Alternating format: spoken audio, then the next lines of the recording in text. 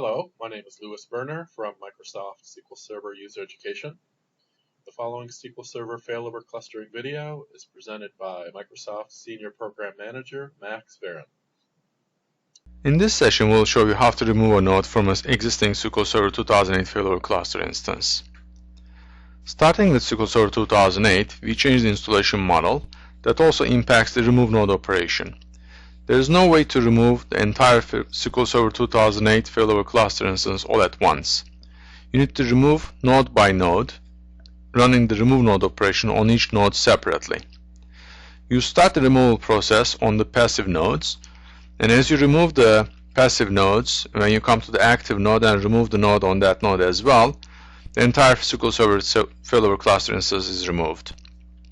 In this particular session, we'll show you how to remove a node, the passive node, from a SQL Server 2008 failover cluster instance. Previously, we installed vSQL1, which is a network name, and in the advanced policies, you can see that there are two nodes for that instance, N1 and N2. Here in this example, we're going to remove node N2. You're running setup on node N2, in other words, the node that you are trying to remove. Locate the setup installation media folder, which contains the setup executable, and you run setup executable on the node that you are trying to remove. Similar to the other setup operations, the landing page shows up. To remove a node, you go to the Maintenance tab and click on the Remove Node from a SQL Server failover cluster. This launches a wizard to guide you through the removal of a node from an existing SQL Server 2008 failover cluster. Like other setup operations, we first run the setup support rules. Those rules guarantee that setup can be run on this current node that you are using. After confirming all the rules have passed, which are indicated by green checkboxes, you proceed with the rest of the removal operation. Similar to the other setup operations, we run setup support rules. Again, these are the rules that guarantee that setup can run on the current node.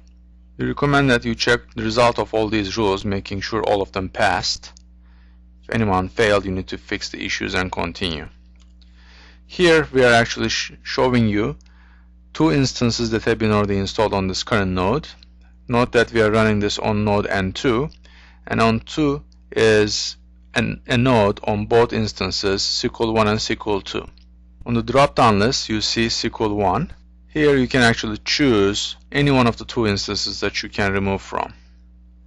In this case, we're going to pick SQL1, which includes nodes N1 and N2, and features SQL engine replication, and full text search. And the node, name of this node is displayed as a read-only.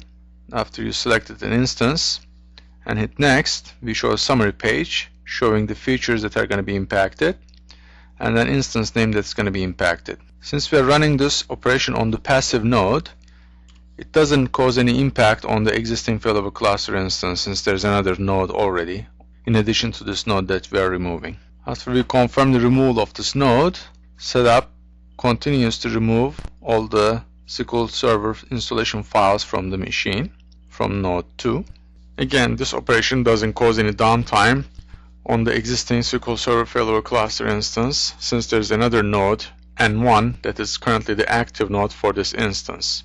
The net effect of this operation will be to reduce the high availability for this particular instance, SQL1, leaving only N1 behind after this node is being removed. So after this remove operation, if a failure occurs in one of the services or one of the machine, N1, then it won't be a failover to another node, because there's no other node remaining after this, other than node N1. Removal of the node has been flagged as successful.